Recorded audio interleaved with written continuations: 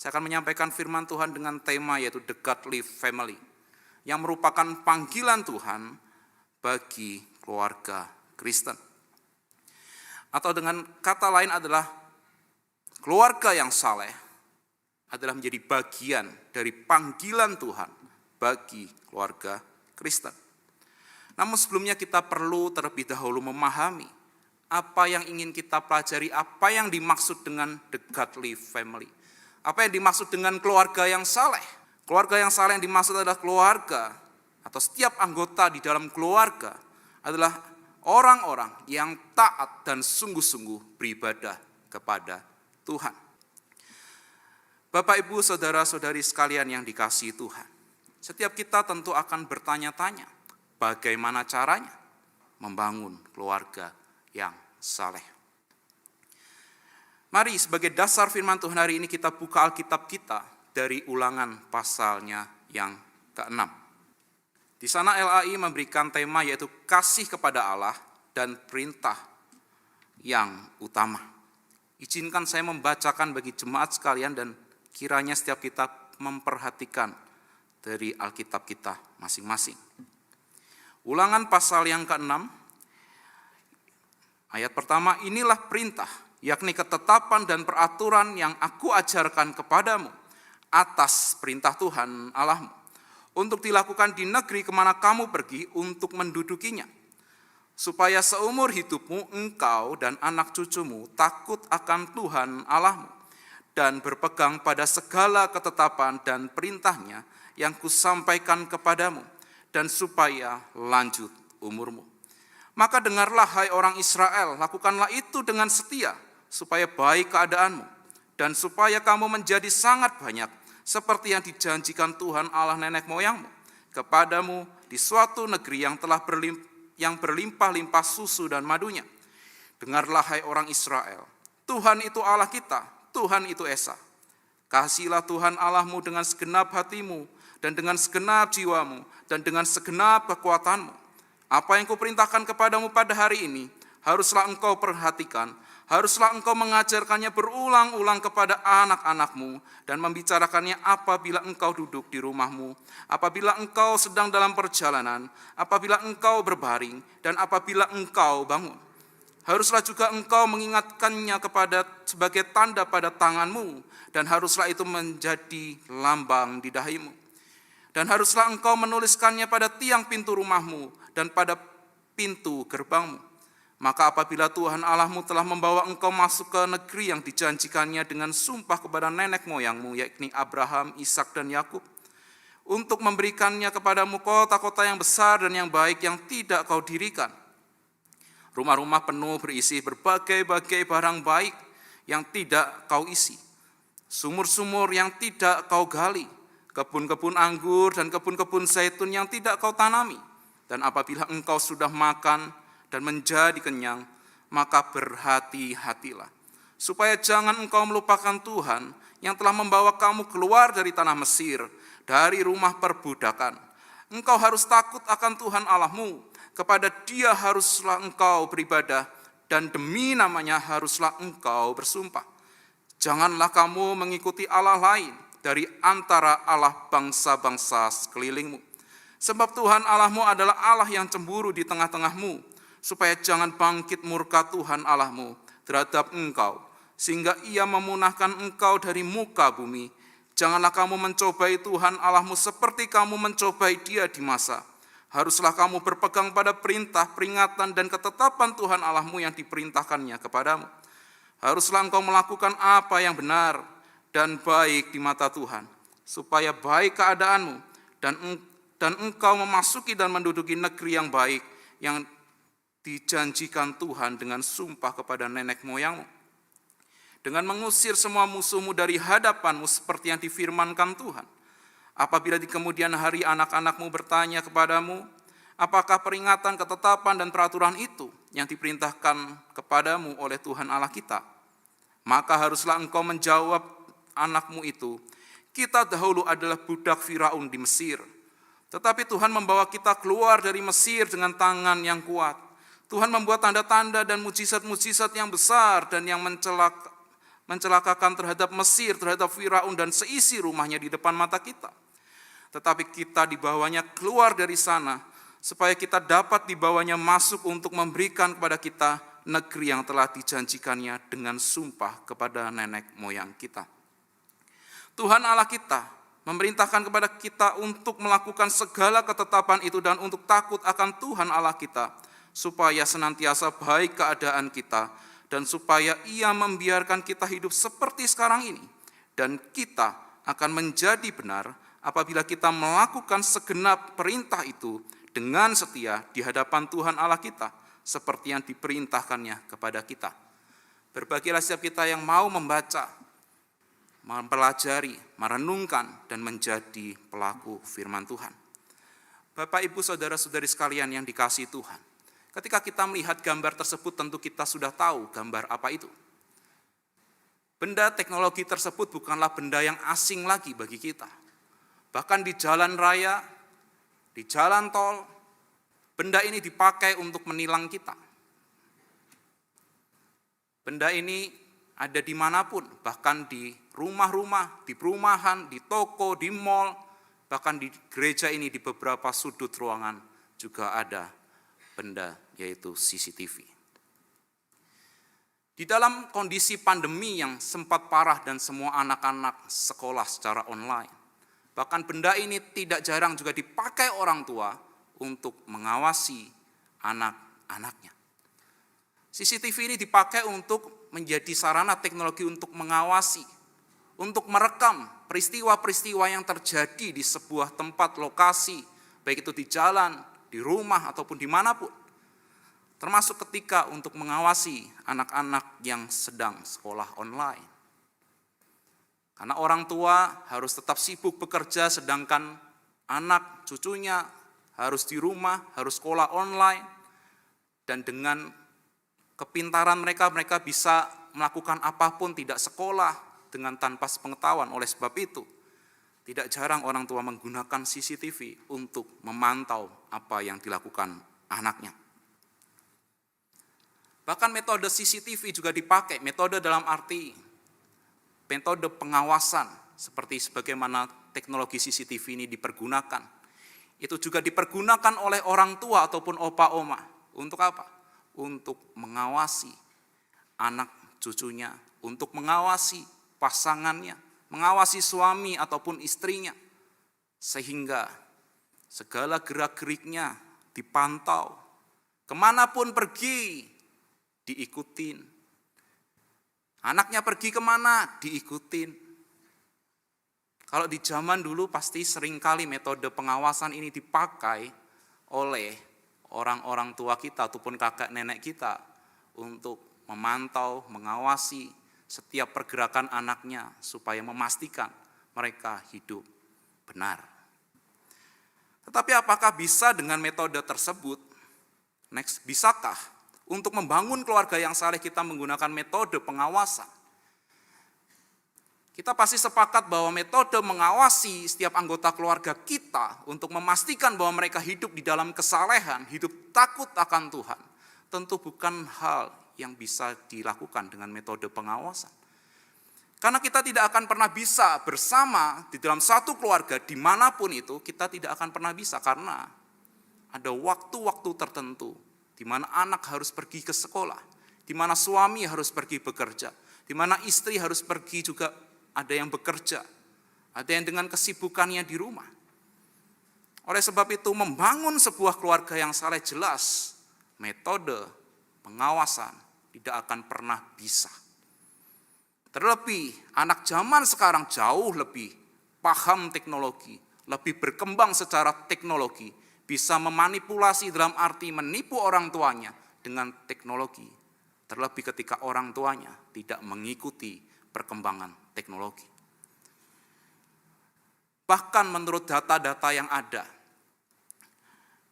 begitu banyak kasus yang menunjukkan bahwa metode pengawasan pun tidak pernah berhasil untuk membuat keluarga, untuk membuat anaknya yang baik SD ataupun remaja ataupun pemuda bisa hidup dalam kesalehan, hidup taat kepada Tuhan. Karena mereka pada dasarnya berdasarkan hasil riset ini pun didapati ada lebih dari 50% anak ataupun remaja yang telah terlibat atau menonton pornografi. Bukankah orang tua seringkali paham bahwa anaknya bisa nonton itu, tetapi banyak orang tua tidak bisa mengawasi dan memastikan bahwa mereka tidak menontonnya. Bahkan yang lebih mengerikan, mereka bukan hanya sekedar nonton. Ada lebih dari 20% anak. Bagi anak laki-laki sudah ada 30% lebih. Ada perempuan juga 20% lebih mereka menjadi pelaku seks di luar nikah. Ini artinya mereka jatuh di dalam dosa seks. Mereka tidak menjaga kekudusan seksual mereka. Bahkan selanjutnya, ada juga kasus selanjutnya yang ditimbulkan akibat seks di luar nikah, yaitu kehamilan di luar nikah.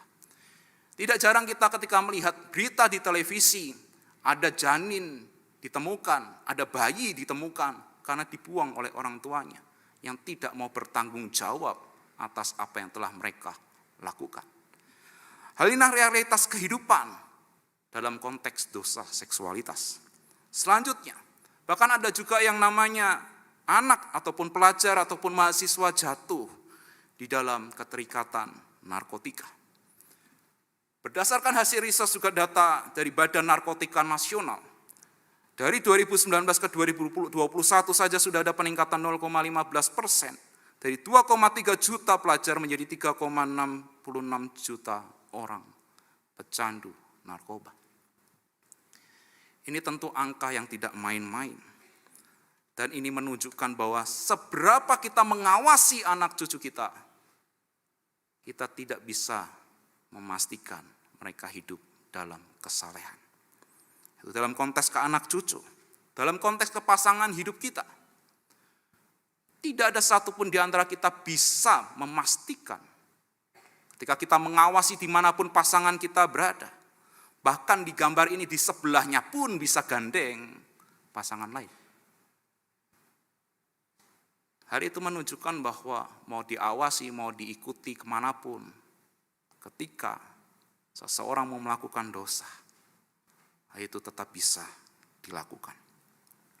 Mungkin ada di antara kita berkata kan bisa video call. Sekarang kan teknologi maju, kita nggak perlu ada bersama anak, nggak perlu bersama opa oma, nggak perlu bersama pasangan, kan kita bisa video call. Bukankah kita bisa menggunakan alasan, misalnya sinyalnya jelek, di sini nggak bisa 4G, masih 3G, sinyal lemot, sinyal nggak ada, lowbat, bisa ditelepon? Nggak bisa. Bisa tahu apa yang terjadi? Enggak bisa. Hal ini menunjukkan bahwa kita tidak bisa membangun keluarga yang saleh menurut metode pemikiran kita ataupun dengan cara pengawasan.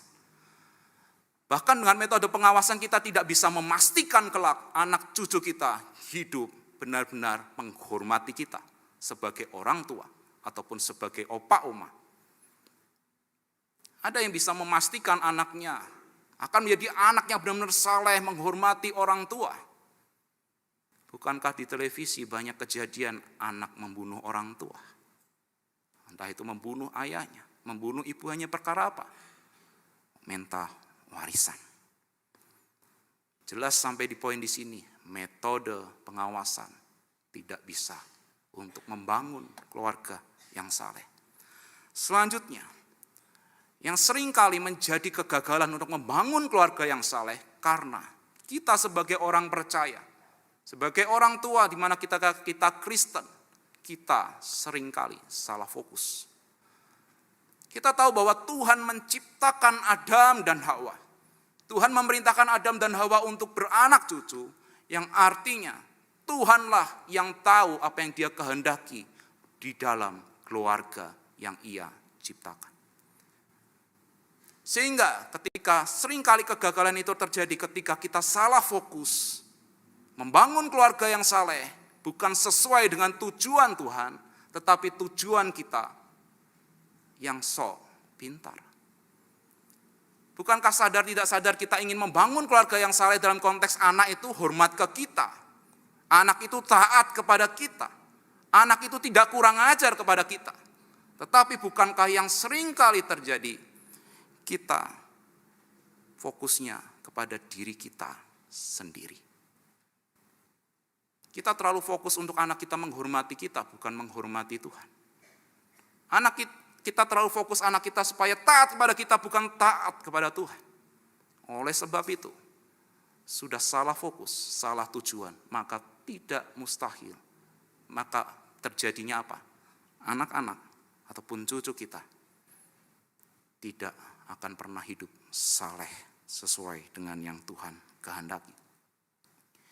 Kitab Ulangan yang tadi kita sudah baca, itu adalah firman Tuhan, perintah Tuhan yang diulang, yang disampaikan oleh Musa kepada orang Israel. Dalam konteks orang Israel, generasi yang baru. Kenapa saya katakan generasi yang baru? Karena generasi yang keluar dari perbudakan di Mesir adalah generasi yang pada akhirnya di dalam perjalanan itu mereka terlalu sering menduakan Tuhan, mereka menyembah berhala sehingga mereka binasa di dalam murka Tuhan.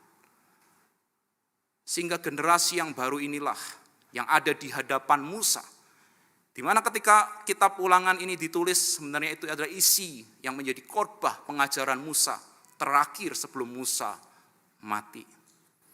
Di situ Musa mengulang karena apa? Musa tahu bahwa orang Israel terlalu keras kepala, terlalu tidak mau mendengarkan firman Tuhan, tidak mau mendengarkan perintah Tuhan, sehingga mereka seringkali jatuh di dalam penyembahan berhala, jatuh dalam ketidaktaatan kepada Tuhan.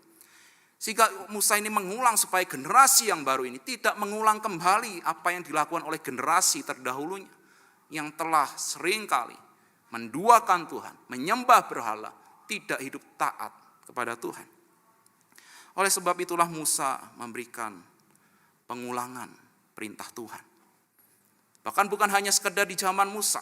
Kalau kita perhatikan di perjanjian baru, Tuhan Yesus juga mengulang apa yang sudah pernah dikatakan Musa, apa yang diperintahkan Tuhan bagi umatnya. Mari kita lanjut ke bagaimana caranya supaya kita dapat membangun keluarga yang saleh. Bagaimana cara kita membangun keluarga yang saleh sesuai dengan kehendak Tuhan, bukan kehendak kita. Mari kita mulai kembali perhatikan dari ayat yang pertama hingga ayat yang ketiga. Inilah perintah, yakni ketetapan dan peraturan yang aku ajarkan kepadamu atas perintah Tuhan Allahmu, untuk dilakukan di negeri kemana kamu pergi untuk mendudukinya, supaya seumur hidupmu engkau dan anak cucumu takut akan Tuhan Allahmu, dan berpegang pada segala ketetapan dan perintahnya yang kusampaikan kepadamu, dan supaya lanjut umurmu. Maka dengarlah hai orang Israel, lakukanlah itu dengan setia, supaya baik keadaanmu dan supaya kamu menjadi sangat banyak seperti yang dijanjikan Tuhan Allah nenek moyangmu kepadamu di suatu negeri yang berlimpah-limpah susu dan madunya. Mari kita fokus terlebih dahulu ke ayat yang pertama. Di dalam pendahuluan apa yang sedang ingin Musa sampaikan, Musa mengawali dengan berkata, inilah perintah, yakni ketetapan dan peraturan yang aku ajarkan kepadamu atas perintah Tuhan Allahmu, untuk dilakukan di negeri kemana kamu pergi untuk mendudukinya. Perhatikan di sana di dalam satu ayat ada dua kata perintah. Hari ini menandakan Musa ingin menegaskan kepada umat Tuhan supaya menyadari bahwa apa yang hendak ia sampaikan bukanlah perintah dari pikiran Musa seorang atau pribadi, tetapi perintah yang akan disampaikan Musa adalah perintah Tuhan. Kalau dikatakan sebagai perintah Tuhan, artinya perintah yang hendak Musa sampaikan tidak ada pilihan untuk tidak melakukannya. Mutlak harus dilakukan karena ini adalah perintah, terlebih perintah Tuhan. Bahkan ditekankan di sana untuk dilakukan di negeri kemana kamu pergi. Musa mengingatkan kepada bangsa Israel, kepada umat Tuhan, untuk dimanapun mereka berada nantinya, karena mereka ini ada di dalam perbatasan sebelum masuk ke tanah Kanaan. Di situ Musa mengingatkan bahwa untuk menyadarkan bahwa inilah perintah Tuhan. Ketika kamu akan menduduki tempat di tanah perjanjian itu, kamu harus tetap ingat dan lakukan perintah Tuhan tersebut. Dan selanjutnya barulah kita belajar perintah apa itu. Perintah apa yang harus kita ingat dan lakukan dimanapun kita berada. Yang pertama, di ayat kedua di situ dikatakan, supaya seumur hidup engkau dan anak cucumu takut akan Tuhan Allahmu. Jadi di bagian pertama ini kita belajar bagaimana kita seharusnya menanamkan nilai hidup takut akan Tuhan. Kita seharusnya menanamkan nilai hidup takut akan Tuhan. Takut akan Tuhan di sini bukan bermakna berarti kita seakan kita takut ketinggian, takut ini, takut itu. Bukan demikian. Konteks takut dalam pemikiran kita sebagai manusia seringkali takut dalam konotasi yang negatif. Tetapi takut akan Tuhan adalah di dalam konotasi yang positif, artinya kita menyadari bahwa Tuhanlah yang menciptakan, memelihara, yang menyelamatkan kita. Tuhanlah yang mengutus anaknya yang tunggal untuk menyelamatkan kita. Sehingga oleh sebab itu, takut di sini artinya kita memberikan penghormatan, hormat dan kagum akan Tuhan. Kita harus hormat dan kagum akan Tuhan. Ketika kita ingin membangun keluarga yang saleh, di sini Musa mengingatkan kepada seluruh umat Tuhan untuk hidup takut akan Tuhan, untuk hormat dan kagum kepada Tuhan. Sehingga ketika kita sebagai orang tua, opa, oma, ataupun kita masih di usia remaja, pemuda, jangan berarti terus ini khotbahnya kan buat opa, oma ataupun papa, mama. Kelak, setiap teman-teman di remaja ataupun pemuda pasti akan juga menikah dan punya anak. Sehingga firman Tuhan pada hari ini menyadarkan kita jika orang tua kita belum memberikan contoh yang baik. Firman ini untuk umat Tuhan yang artinya segala usia kita ini penting untuk kita ingat dan kita lakukan. Kita penting untuk menanamkan nilai hidup dalam diri kita masing-masing dan juga ke anak cucu kita untuk hidup takut akan Tuhan, hormat dan kagum kepada Tuhan. Tetapi kalimat itu tidak hanya berhenti pada takut akan Tuhan Allahmu. Dilanjutkan di sana, berpegang pada segala ketetapan dan perintahnya. Masih di ayat yang kedua. Berpegang pada segala ketetapan dan perintahnya, perhatikan kata segala ketetapan dan perintahnya. Segala, bukan hanya satu. Semua perintah yang Tuhan perintahkan di dalam firman Tuhan harus kita laksanakan. Dan menariknya lagi ketika kita membaca di sana ada kata di 17 dan 18 diulang lagi ya, kita harus taat kepada Tuhan. Berpegang pada perintah peringatan dan ketetapan Tuhan Allahmu. 18 haruslah engkau melakukan apa yang benar dan baik di mata Tuhan. Kita harus taat untuk segala apa yang Tuhan perintahkan dalam kehidupan kita sebagai umat Tuhan. Ketika kita memperhatikan kembali di ayat yang kedua, kita fokus di sana ada kata dan.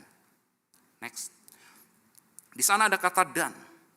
Supaya seumur hidupmu engkau dan anak cucumu takut akan Tuhan Allahmu dan berpegang pada segala ketetapan dan perintahnya.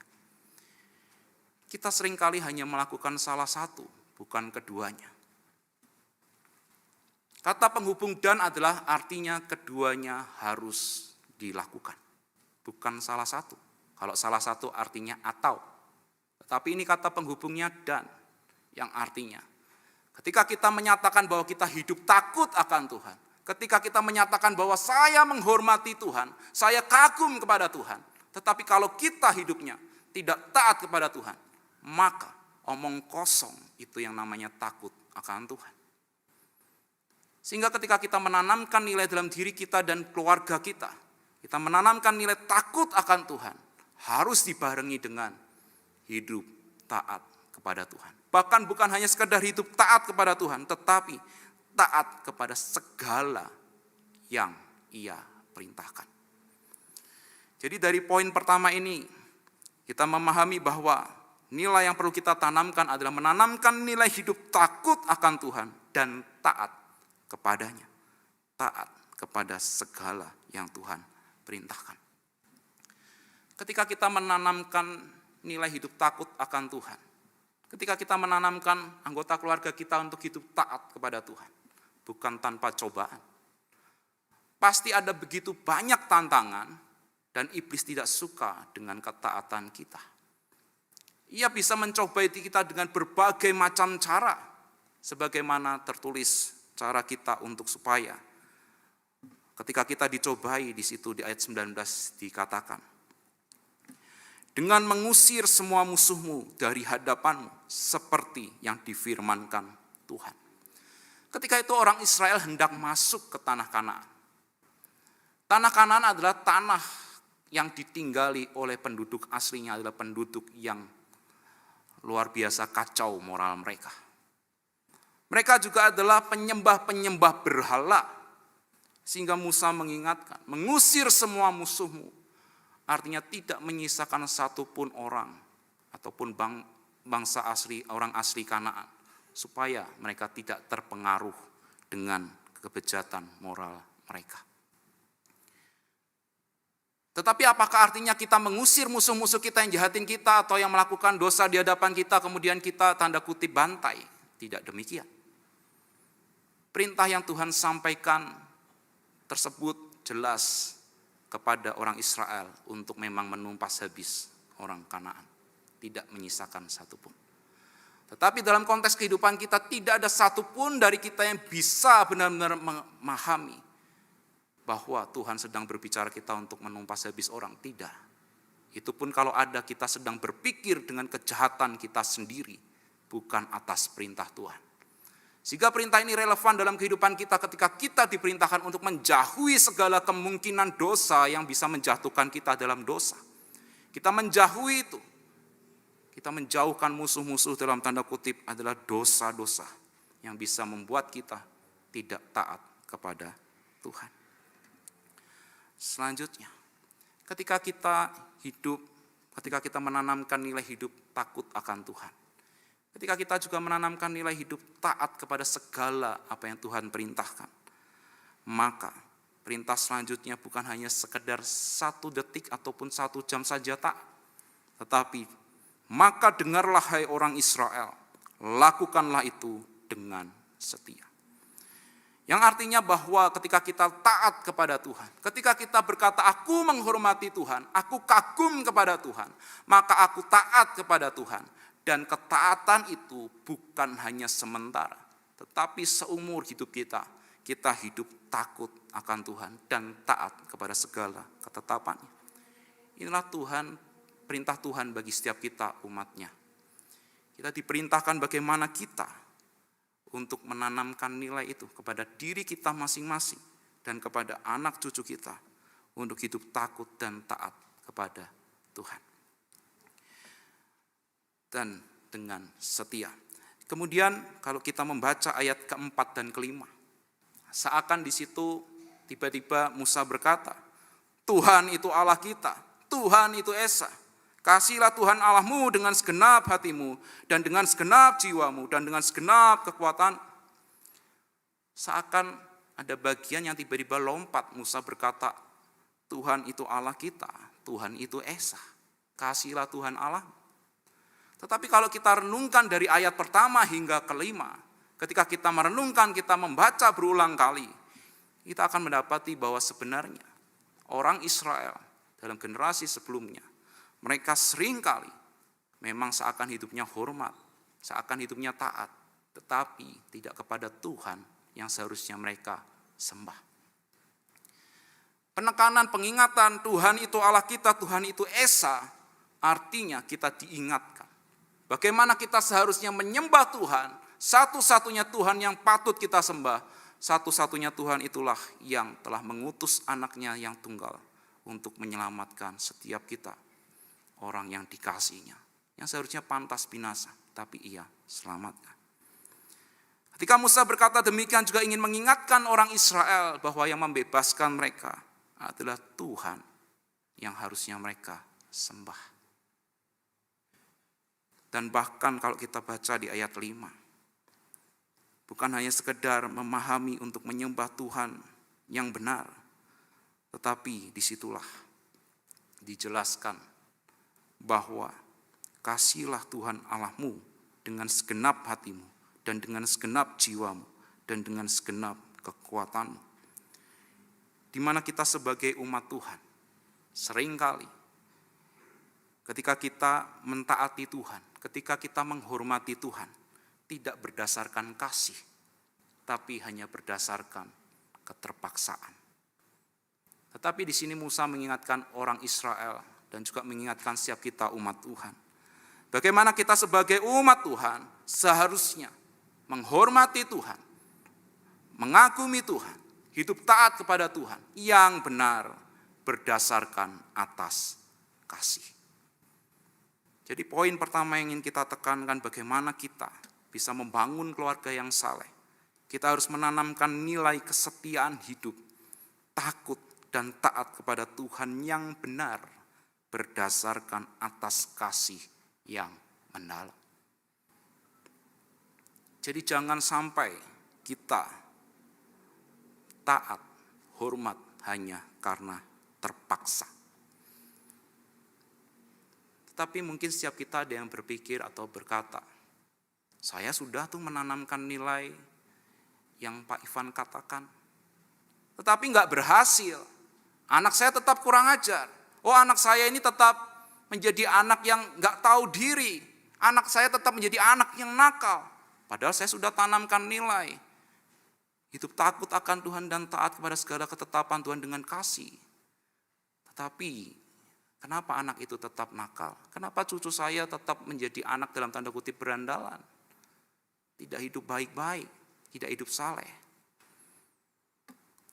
Firman Tuhan mengajarkan langkah demi langkah bagaimana kita bisa mengajarkan, menanamkan nilai hidup takut dan taat kepada segala ketetapan Tuhan berdasarkan kasih. Firman Tuhan mengajarkan kepada setiap kita. Mari kita fokus kembali ke ayat 6-9. Apa yang kuperintahkan kepadamu pada hari ini haruslah engkau perhatikan. Haruslah engkau mengajarkannya berulang-ulang kepada anak-anakmu dan membicarakannya apabila engkau duduk di rumahmu, apabila engkau sedang dalam perjalanan, apabila engkau berbaring, dan apabila engkau bangun. Haruslah engkau mengikatnya sebagai tanda pada tanganmu dan haruslah itu menjadi lambang di dahimu. Dan haruslah engkau menuliskannya pada tiang pintu rumahmu dan pada pintu gerbang.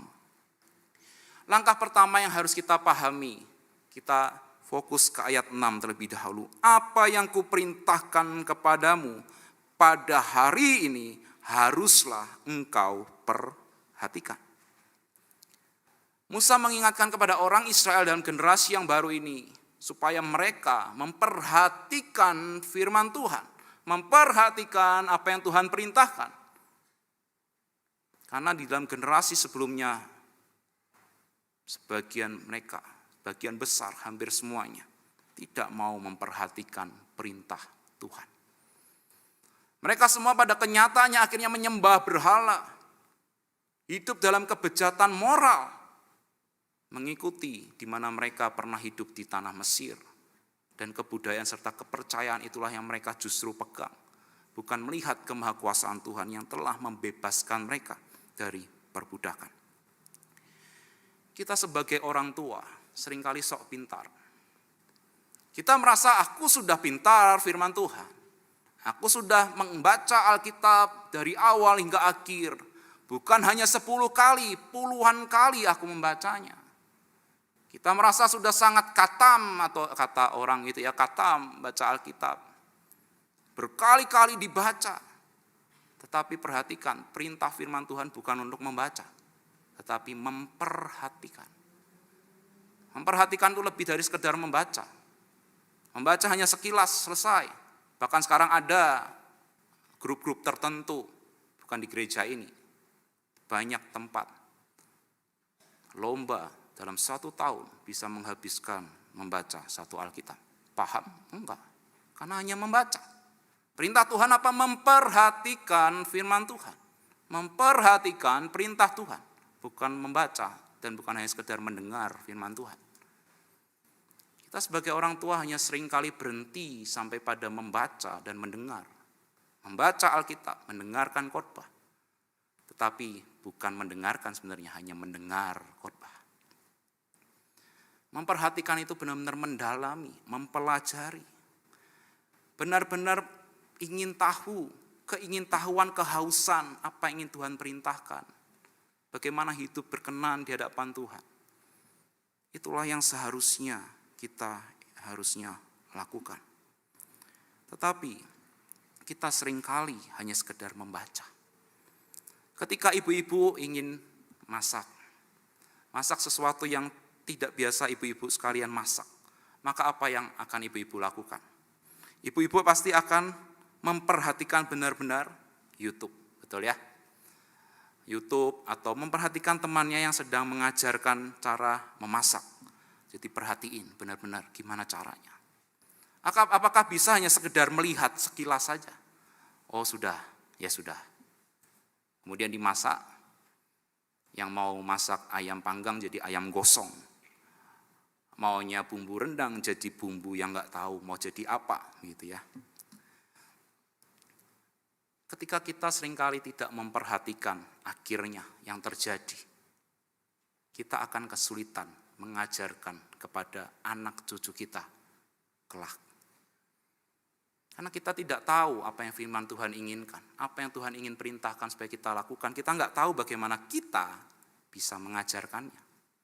Bagaimana kita bisa menanamkan nilai perintah Tuhan itu kepada anak cucu kita. Jadi yang pertama jelas bahwa cara mengajarkannya adalah dengan terlebih dahulu memperhatikan firman Tuhan. Next, ketika kita naik pesawat, pasti kita pernah melihat benda ini. Tetapi saya yakin tidak ada di antara kita yang berharap benda itu keluar ketika kita terbang, betul?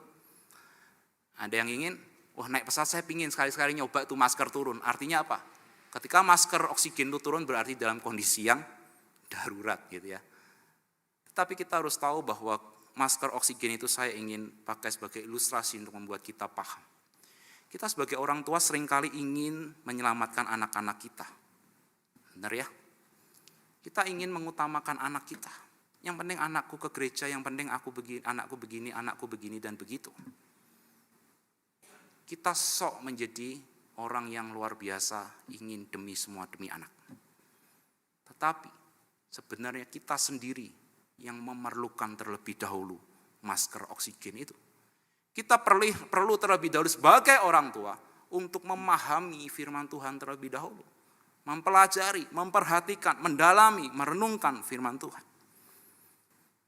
Barulah kita bisa lanjutkan ke anak cucu kita.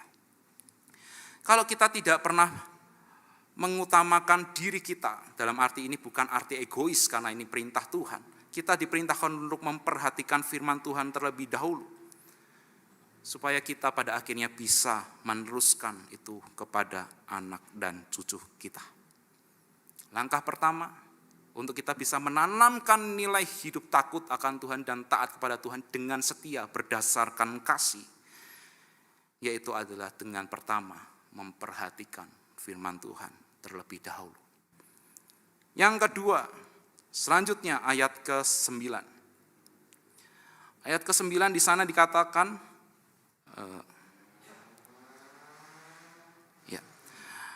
ayat ke-7 terlebih dahulu, haruslah engkau mengajarkannya berulang-ulang kepada anak-anakmu dan membicarakannya apabila engkau duduk di rumahmu, apabila engkau sedang dalam perjalanan, apabila engkau berbaring, dan apabila engkau bangun. Kemudian ayat 8 dan 9. Haruslah juga engkau mengikatkannya sebagai tanda pada tanganmu, dan haruslah itu menjadi lambang di dahimu, dan haruslah engkau menuliskannya pada tiang pintu rumahmu dan pada pintu gerbang.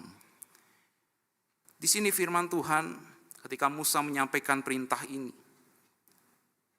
Kehidupan orang ketika itu kalau mau menghafal atau mengingat sesuatu, mendalami sesuatu, mereka akan membuat gulungan-gulungan di tangan mereka, di pergelangan tangan ataupun di dahi mereka. Supaya sewaktu-waktu mereka bisa membacanya kembali, mengingatnya, mempelajarinya. Kalau kita perhatikan ayat 7-9, dalam konteks kehidupan kita diingatkan bahwa kita perlu untuk mengajarkannya berulang-ulang.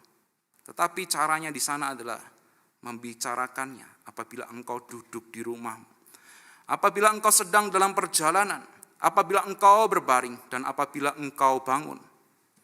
Kemudian di situ juga dikatakan mengikatkannya pada tanganmu, haruslah itu menjadi lambang di dahimu, menuliskan pada tiang pintu rumahmu dan pada pintu gerbang.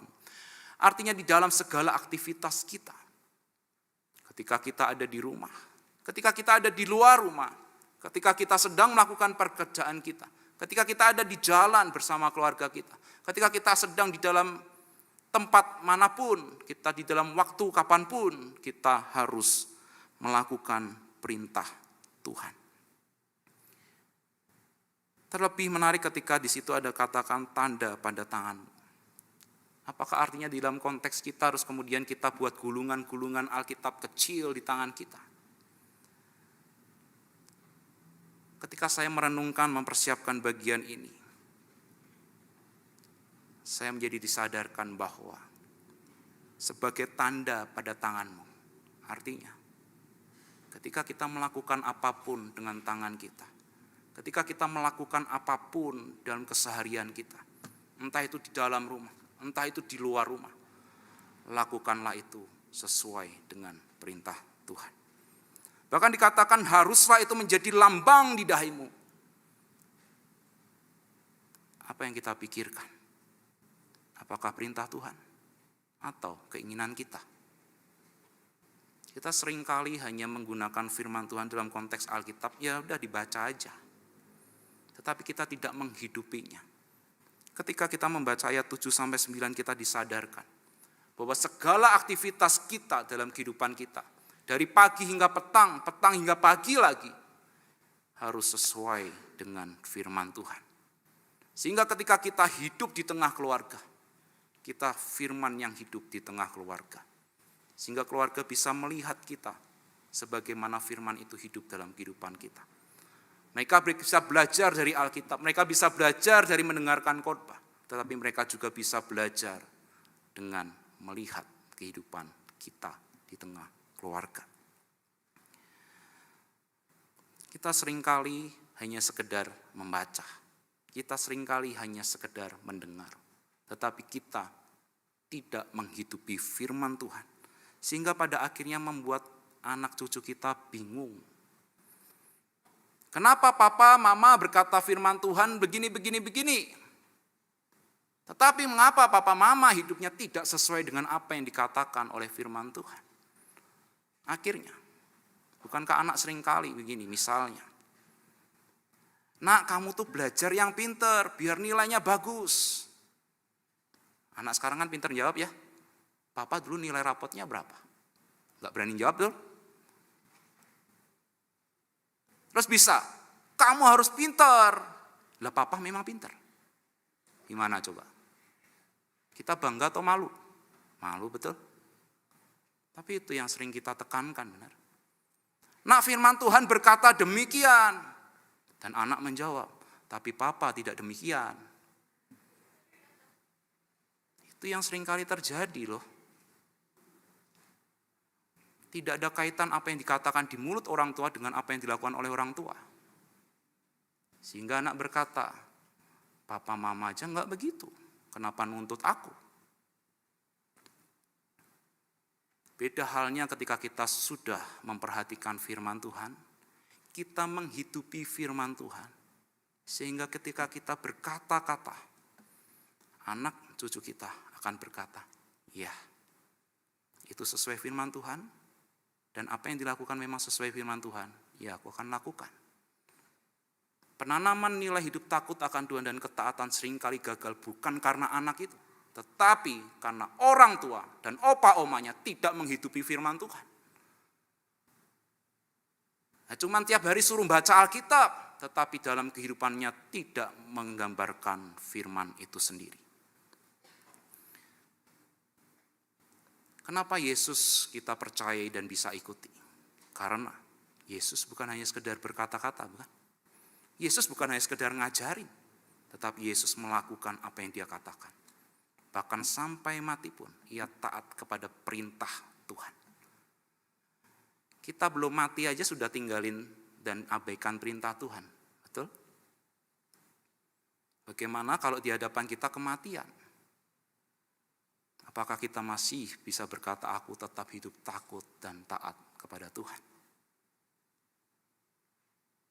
Kehidupan kita seringkali hanya sebatas tulisan dan kata-kata, tapi bukan belajar, mendalami, dan mengulangnya dengan setiap tindakan, tingkah laku kita. Dengan apa yang kita katakan, dengan apa yang kita lakukan, dengan apa yang kita kerjakan sehari-hari. Sampai di sini kita memahami bagaimana cara membangun keluarga yang saleh adalah membangun keluarga yang saleh tadi jelas bahwa menanamkan nilai kesetiaan hidup takut dan taat kepada Tuhan. Taat kepada segala apa yang Tuhan perintahkan. Kepada Tuhan yang benar, Tuhan yang telah mengutus anaknya, Tuhan Yesus yang telah mengorbankan dirinya bagi kita. Kita harus menanamkan nilai kesetiaan hidup taat dan takut kepada Tuhan yang benar, Tuhan yang sepatutnya kita sembah, Tuhan yang satu-satunya yang harus kita sembah. Dan ingat, harus berdasarkan kasih, bukan keterpaksaan. Ketika kita melaksanakan perintah Tuhan dengan atas dasar kasih, maka hal itu tidak menjadi keterpaksaan, tapi itu menjadi keautentikan hidup kita. Kita akan melakukan dengan sebagaimana kita akan melakukan dengan natural, karena itulah kita, anak-anak Tuhan, melakukan sesuai dengan perintah Tuhan. Langkahnya, tadi sudah ada 2 lebih dahulu memperhatikan firman Tuhan. Kita sebagai orang tua harus lebih dahulu memperhatikan firman Tuhan. Kedua, mengajarkannya berulang-ulang. Dan yang ketiga, yang tidak boleh lupa, yaitu kita juga perlu menceritakan kemurahan Tuhan. Mari kita perhatikan ayat ke-12 di dalam Alkitab kita. Ulangan 6 ayat 12. Maka berhati-hatilah supaya jangan engkau melupakan Tuhan yang telah membawa kamu keluar dari tanah Mesir, dari rumah perbudakan. Musa mengulang perintah ini supaya mereka menyadari bahwa mereka tidak boleh sampai lupa kepada Tuhan yang telah menyelamatkan mereka. Perintah ini diulang karena memang orang Israel dalam generasi yang keluar dari perbudakan mereka, sebagian besar, hampir seluruhnya, melupakan Tuhan. Mereka menyembah Allah lain. Mereka melakukan hal-hal yang benar-benar tidak sesuai dengan perkenanan Tuhan. Mereka lupa bahwa Tuhanlah yang telah menyelamatkan mereka, yang telah membebaskan mereka dari perbudakan, yang telah membawa mereka dalam perjalanan dengan segala mukjizat yang Tuhan kerjakan di depan mata mereka. Bahkan tiang awan dan tiang api ada di depan mereka. Tapi mereka lupa kepada Tuhan. Kita sebagai orang tua, opa, oma, ataupun teman-teman sekalian di remaja ataupun pemuda, kita harus memperhatikan firman Tuhan dengan baik-baik dan jangan sampai kita melupakan Tuhan. Kita sebagai papa, mama seringkali yang kita ceritakan apa? Kehebatan kita loh, sadar gak sadar itu yang kita ceritakan kan? Misalnya contohnya demikian. Nah, papa nih ya, dulu ya, gitu ya. Biasanya kan begitu tuh, opa, oma atau papa, mama yang udah tua-tua ratanya begitu ya. Dulu tuh ya, papa, mama itu hidupnya sengsara. Makan aja nasi, kerupuk sama kecap. Betul ya? Sekarang papa mama bisa sukses, itu karena papa mama berjuang. Sadarkah kita?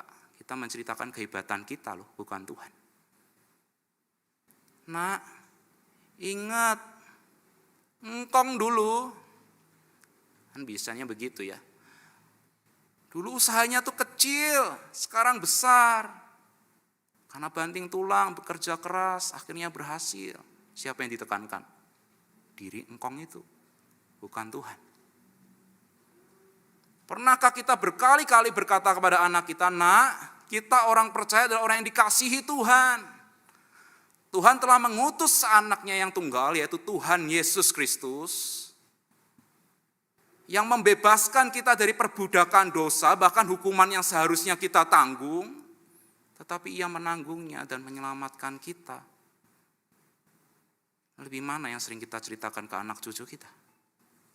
Sejarah hidup kita yang luar biasa atau sejarah Tuhan yang sangat luar biasa memberikan belas kasihan kepada setiap kita, orang-orang yang dikasihinya. Sadar tidak sadar, bukankah kita seringkali menceritakan kehebatan kita doang, bukan menceritakan Tuhan. Teman-teman remaja dan pemuda juga jangan sampai ketika kalian memiliki keluarga, kemudian kalian hanya ingat kehebatan kalian. Bukan hanya sekedar ingat kehebatan papa, mama, opa, oma kalian, tetapi ingatlah Tuhan. Tanpa Tuhan, sekalipun kita memiliki segala sesuatu yang dunia tawarkan, tetapi kita tidak selamat, maka semua itu percuma. Sehingga yang penting untuk kita tanamkan adalah mengingatkan bahwa kemurahan Tuhan sungguh luar biasa dalam kehidupan kita sebagai umatnya, orang-orang yang percaya. Ingatkan berkali-kali sehingga mereka tidak lupa bahwa jalan keselamatan itu hanya didapat di dalam Tuhan Yesus Kristus. Tidak ada yang lain. Jangan terlalu sibuk menceritakan kesuksesan, kehebatan kita, kepandaian kita. Boleh, tetapi bukan itu poin utama tugas kita di dalam atau di tengah keluarga kita. Sebagaimana ditulis di dalam ayat yang ke-21 sampai 23. Ya. Maka haruslah engkau menjawab anakmu itu, kita dahulu adalah budak Firaun di Mesir, tetapi Tuhan membawa kita keluar dari Mesir dengan tangan yang kuat. Tuhan membuat tanda-tanda dan mujizat-mujizat yang besar dan yang mencelakakan terhadap Mesir, terhadap Firaun dan seisi rumahnya di depan mata kita. Tetapi kita dibawanya keluar dari sana, supaya kita dapat dibawanya masuk untuk memberikan kepada kita negeri yang telah dijanjikannya dengan sumpah kepada nenek moyang kita. Jadi jelas, kita harus mengingatkan betapa besar kasih, betapa besar kuasa Tuhan, sehingga kita dibebaskan. Bukan hanya sekedar perbudakan di Mesir seperti orang Israel, tapi kita dibebaskan dari hukuman yang seharusnya kita tanggung. Itu karena belas kasih dan kemurahan Tuhan.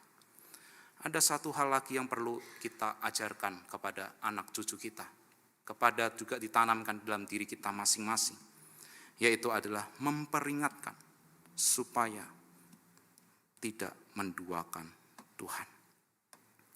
Mari kita perhatikan dalam Ulangan 6 ayat 14 sampai yang ke-15. Janganlah kamu mengikuti Allah lain dari antara Allah bangsa-bangsa sekelilingmu. Sebab Tuhan Allahmu adalah Allah yang cemburu di tengah-tengahmu. Supaya jangan bangkit murka Tuhan Allahmu terhadap engkau, sehingga ia memunahkan engkau dari muka bumi. Orang Israel seringkali berpaling dari Tuhan, sehingga diingatkan kembali oleh Musa apa yang menjadi perintah Tuhan. Bahkan Musa mengingatkan jangan sampai kalian itu seperti generasi sebelum kalian yang akhirnya dijatuhi murka Tuhan. Di zaman dahulu ketika orang Israel berhala sebagian besar adalah patung yang mereka sembah, yang mereka puja-puja dan beri persembahan, itu patung. Zaman kita, berhala itu sedemikian banyak. Kita seringkali justru bukan mengajarkan kepada anak kita untuk menjauhi berhala. Tetapi sadar tidak sadar, kita sebagai orang tua menjerumuskan diri ataupun anak cucu kita untuk menjadi penyembah berhala. Mungkin ada di antara kita kaget. Tapi sadarkah kita sebagai orang tua ataupun opa-oma seringkali menjerumuskan anak cucu kita menjadi penyembah berhala. Ketika kita sebagai orang tua bekerja dengan alasan, saya nggak bisa ke gereja Pak hari Minggu, karena warung, toko, larisnya itu hari Minggu. Pendapatannya bisa 2-3 kali lipat daripada hari Senin sampai hari Jumat. Sehingga saya buka hari Minggu. Eman-eman Pak kalau tutup. Lumayan, bisa buat beli ini dan itu. Bagaimana kita mengajarkan kepada anak cucu kita, nah ayo ke gereja. Kemudian anak itu berkata, Papa, Mama aja gak ke gereja hari Minggu, gak rajin. Aku ya males. Bukankah itu artinya kita sedang mendorong anak cucu kita menjadi penyembah berhala? Mengutamakan kesenangan pribadi, mengutamakan mimpi pribadi, sehingga sampai melupakan ibadah di gereja. Bahkan kita lahir sebagai kaum minoritas, benar ya? Bangsa-bangsa di mana orang Kristen sebagai minoritas menggiring orang Kristen untuk menjadi penyembah berhala. Sadar tidak sadar, ketika lomba demi lomba yang diadakan untuk anak-anak, untuk prestasi mereka, diadakan hari apa? Minggu, betul? Sedangkan di hari tempat ibadah mereka kosongkan hari itu, bahkan kerja pun mereka setengah hari. Hari Minggu buat lomba, buat rapat, buat ini, buat itu. Tanpa sadar dunia sedang membawa kita kaum minoritas untuk menjadi penyembah berhala. Dengan dalih tidak mau ke gereja karena apa? Anak saya harus pergi lomba Pak. Anak saya ini atlet, harus latihan tiap hari Minggu. Gak bisa ke gereja. Bukankah kita sedang mendorong anak kita untuk menjadi penyembah berhala, menyembah prestasi, menyembah segala sesuatu yang lebih daripada menyembah Tuhan. Mengutamakan prestasi, mengutamakan segala hal les dan lain sebagainya, lebih dari Tuhan. Bahkan bisa menyalahkan gereja. Kenapa gereja tidak ada ibadah jam sekian, dan jam sekian? Anak saya nggak bisa. Jadi gereja harus menyesuaikan. Kita sedang mentaati, mau hormati Tuhan atau sedang menyenangkan kehidupan kita? Kita penyembah Tuhan atau penyembah berhala? Bahkan ketika anak-anak kecanduan gadget pun, bukankah itu juga peran orang tua? Kan orang tua yang memberikan. Jebakan berhala begitu banyak saat ini. Kita akan gagal menanamkan nilai hidup takut akan Tuhan, hidup taat kepada Tuhan dengan atas dasar kasih, dengan setia. Akan gagal kalau kita sendiri tidak bisa mendorong, tidak bisa menghidupi terlebih dahulu apa yang Tuhan perintahkan. Kita hari ini belajar bagaimana cara membangun keluarga yang saleh. Maka kita harus menanamkan nilai kesetiaan hidup takut akan Tuhan, yang artinya hormat dan kagum kepada Tuhan, yang harus diikuti dengan ketaatan kepada semua perintah Tuhan berdasarkan atas kasih. Caranya, lebih dahulu perhatikanlah firman Tuhan. Baik kita masih remaja ataupun pemuda, perhatikan firman Tuhan. Jangan berkata orang tuaku kan belum bertobat, jadi aku boleh kan seenaknya. Tidak demikian. Kita umat Tuhan, artinya perintah ini bagi segala usia. Dan perlu kita pegang seumur hidup kita untuk bagaimana kita hidup setia, hidup takut akan Tuhan dan taat pada Tuhan berdasarkan atas kasih kepada Tuhan yang mendalam. Selanjutnya kita harus mengajarkannya berulang-ulang. Mengajarkan berulang-ulang bukan tiap hari ngocehnya Alkitab, tapi hidupilah Alkitab itu. Sehingga ketika kita berkata Alkitab atau firman Tuhan itu isi Alkitab, kita bisa menunjukkan bahwa papa, mama, opa, oma pun bisa melakukannya. Dan kamu pasti bisa melakukannya. Kita juga harus menceritakan kemurahan Tuhan. Tuhan Yesus yang mau mengorbankan dirinya bagi kita. Itulah yang perlu kita ingatkan berkali-kali kepada diri kita sendiri dan juga kepada anak cucu kita. Kita juga perlu memperingatkan supaya tidak lagi menduakan Tuhan. Ada begitu banyak berhala, bahkan dunia ini membawa kita, menggiring kita sadar tidak sadar kepada penyembahan berhala. Mari kita sadar, jika kita tidak ingin binasa, iman kita bukan hanya sekedar aku berkata aku beriman, tetapi hidupilah. Dan kita hidup sebagaimana apa yang Tuhan perintahkan. Percayalah, tanpa butuh pengawasan. Ketika kita bisa melakukan semua apa yang tadi saya sampaikan berdasarkan firman Tuhan, percayalah, anak cucu kita, keluarga kita akan hidup di dalam berkat Tuhan yang luar biasa.